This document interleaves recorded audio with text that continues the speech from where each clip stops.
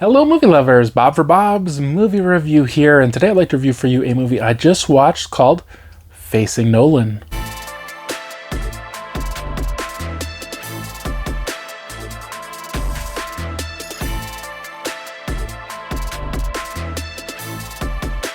I was provided a streaming link to watch this. It will be releasing on digital July 19th, 2022 from Utopia. Now, this is a documentary about Nolan Ryan. Now, I was super excited to check this one out because I've always been a Nolan Ryan fan. Although I don't feel he is the same kind of household name as, say, like Babe Ruth. Everybody knows who Babe Ruth is. I think a good portion of people will know who Nolan Ryan is, but not everyone. He is one of the best baseball players and definitely one of the best pitchers to ever play in professional baseball. Now, I've always been a huge fan of his. I can remember when I was young, my parents, they'd always buy my sister Michael Jordan stuff, and I would always get Nolan Ryan stuff. And actually, somewhere I have a Nolan Ryan VHS. I don't know what it was called.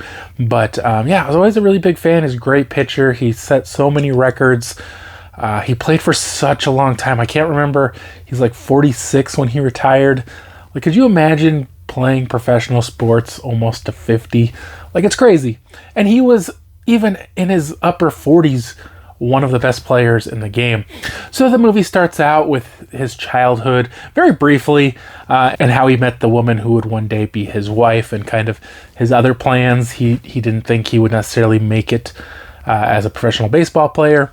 And so he had a backup plan to be like a veterinarian or a cattle rancher or something along these lines. And he got drafted by the Mets, and I didn't really know a lot of like his older career way before I was born, and kind of like why he got traded so many times, because he did play for 4 teams, and it's not unheard of for a great player to switch teams, but still seems strange. And I guess on the Mets, he didn't do a whole lot.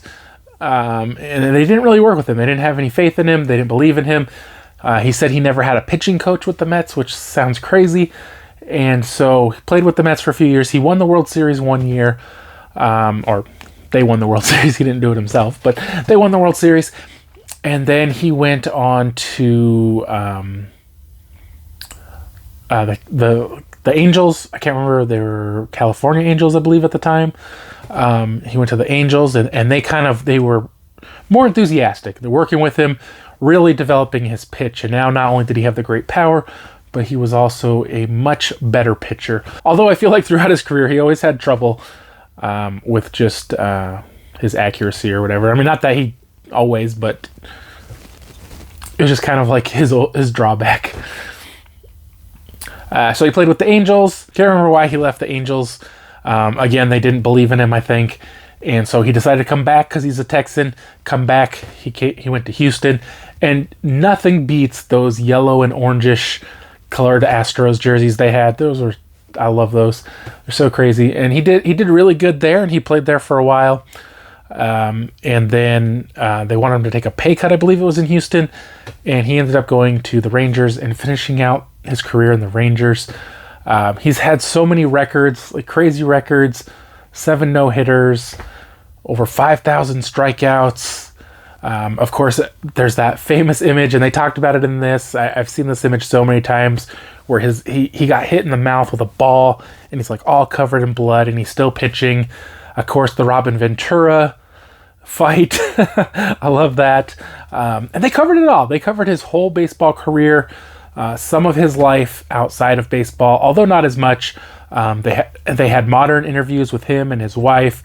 The documentary is made up of interviews, obviously, with other Hall of Fame baseball players, and Pete Rose, and Roger Clemens. Lots of great baseball players. Also, like front office kind of guys, and I can't remember if they had like any kind of announcers. Maybe I'm pretty sure they had at least one announcer. And I don't want to say exactly what all the people did who were in it, because I definitely can't remember. But just lots of people involved with baseball were interviewed.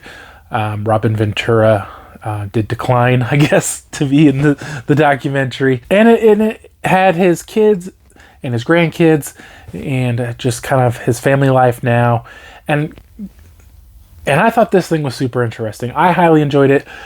But again, I am a big Nolan Ryan fan, although I really haven't followed sports at all since I was a kid.